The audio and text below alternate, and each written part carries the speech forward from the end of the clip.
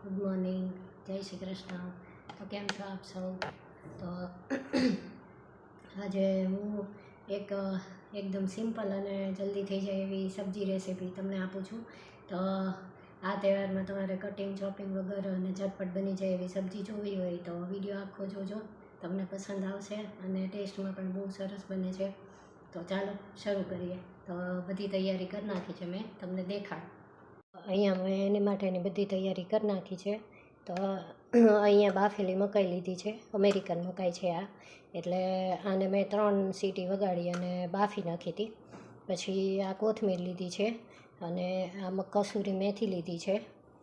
પછી અહીંયા કેપ્સિકમ લઈ લીધા છે. પછી આ ટમેટું, એક મરચું અને શેકેલું જીરું એને મેં વાટી લીધું છે, ખાંડણીમાં ખાંડી લીધું છે. એટલે અત્યારે શ્રાવણ મહિનો છે એટલે લસણ નથી નાખતી, પણ તમારે લસણ નાખવું હોય તો નાખી શકાય. પછી અહીંયા દૂધ લઈ લીધું છે.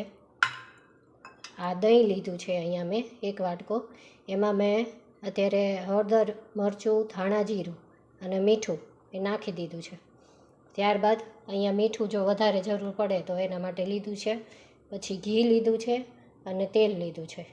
તો હવે શરૂ કરીએ.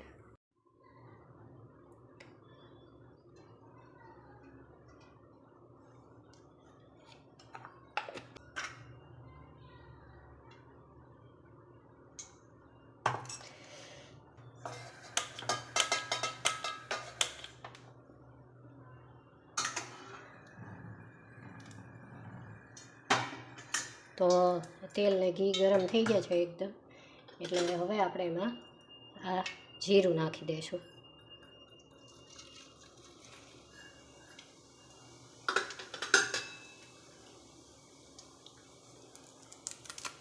જીરું નાખી અને આટલું તમાલપત્ર નાખી દેવાનું. ત્યારબાદ આ ટમેટાં, મરચાં અને શેકેલું જીરું વાટ્યું છે એના વઘારી દેવાનું.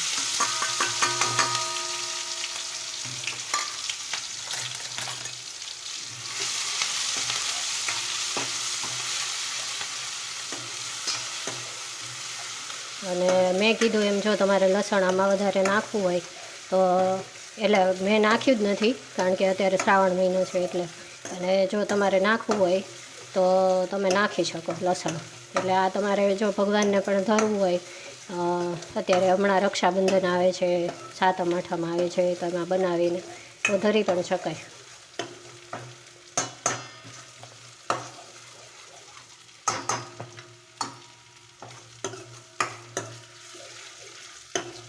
ટમેટાને એકદમ સરસ સાતળી લેવાના, એટલે એમાં છે ને સહેજ આમ મીઠી સુગંધ આવે ને ત્યાં સુધી.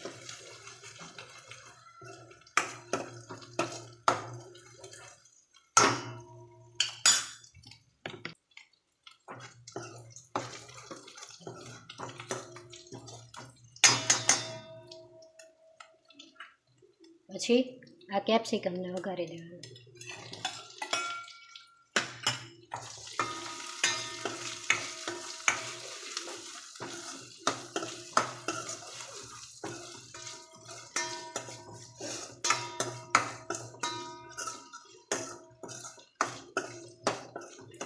તો આમાં એક તમારા કેપ્સિકમનું તે સુધારવાનું ઓલું છે, બાકી એક કઈ વસ્તુ સુધારવાની નથી. તો હવે કેપ્સિકમને થોડીક વાર આપણે ચડવા મૂકવાના, એટલે એને કાંઈ ચડતા વાર નહીં લાગે, હમણાં ચડી જશે. થોડીક વાર ઢાંકીને રહેવા દેવાનું.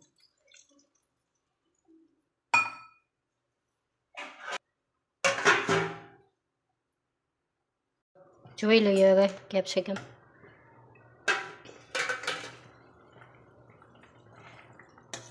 તો જો એટલે આવા જ રહેવા દેવાના, એકદમ ચડવા નથી દેવાના.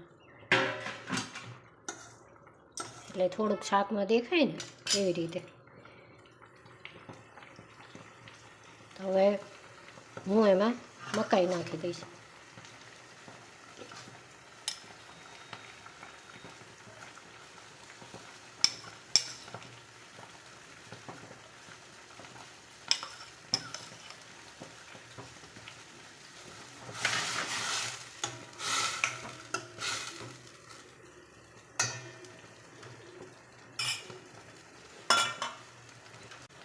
અને આજે આપણે દહીંમાં હળદર, મરચું, ધાણા જીરું એ મીઠું નાખ્યું છે એ આમાં નાખી દેવાનું.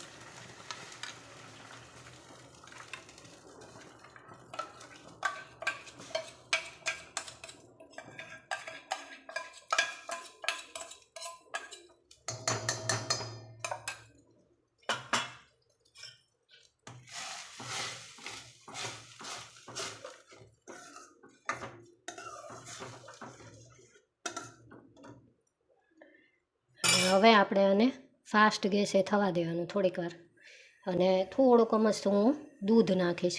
તો દૂધની જગ્યાએ તમારી પાસે મલાઈ હોય તો મલાઈ નાખો તો વધારે સારું, કારણ કે હા ઓલું કોર્નનું શાક છે, મકાઈનું શાક છે, તો એ થોડુંક મસ્ત સ્વીટ ઉપર ને એવી રીતે હોય ને તો સરસ લાગે, એટલા માટે એટલે હું દૂધ નાખું છું. તો મકાઈમાં પણ મેં મીઠું નાખીને બાફી હતી, અને આપણે જે દહીંની ઓલી ગ્રેવી કરીને એમાં પણ મીઠું નાખ્યું હતું, એટલે હવે મીઠું નાખવાની જરૂર નથી. તો હવે આપણે એને એમને એમ થવા દેવાનું. તો ઉપરથી હું થોડીક મસ્તી કસૂરી મેથી નાખીશ. તો આ મેં ઘરે કરેલી જ છે કસૂરી મેથી, એટલે આમ થોડીક એકદમ પાવડર નથી, થોડીક અલી છે, પણ એટલે તો પણ હવે એ નાખી દઉં છું, એટલે ટેસ્ટમાં તો સરસ જ લાગે. અને કોથમીર,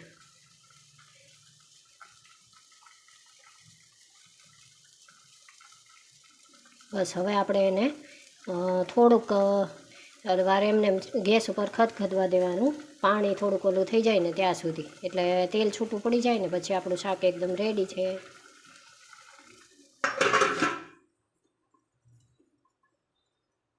તો હવે જોઈ લઈએ કે પાણી બળી ગયું છે કે નહીં.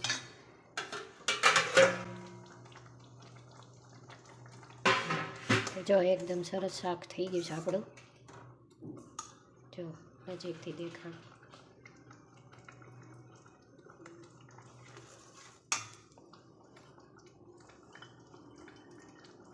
તો હવે કોથમીર નાખી દો ઉપરથી, અને આ ચીઝ થોડુંક આમાંથી નાખી દઈશ.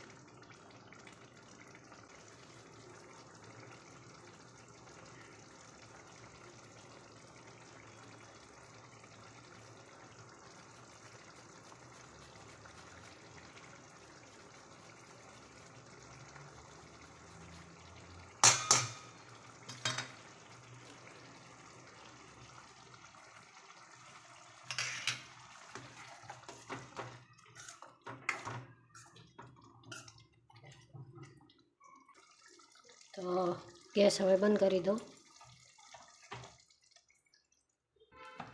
તો જો હવે આપણું એકદમ ટેસ્ટી શાક રેડી છે.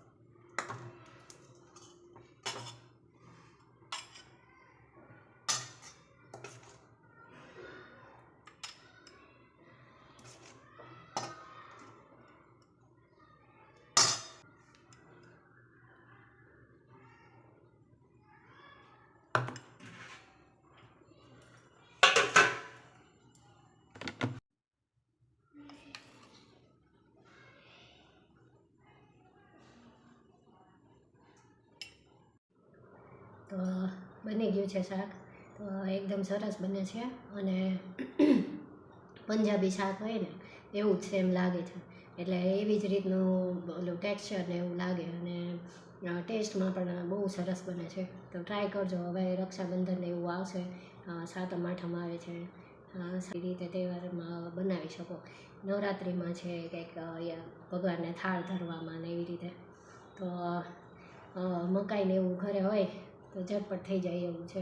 તો બનાવજો અને મને કહેજો કેવું બન્યું છે. અને જો મારો વિડીયો પસંદ આવ્યો હોય તો એક લાઇક આપજો, અને મારી ચેનલને સબસ્ક્રાઈબ કરજો.